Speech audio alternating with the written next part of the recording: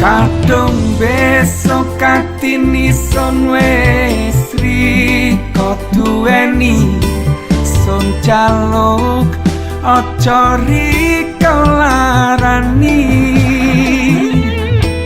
Kadung besok katini son wes percaya nyang riko son jaluk ojo disio-sio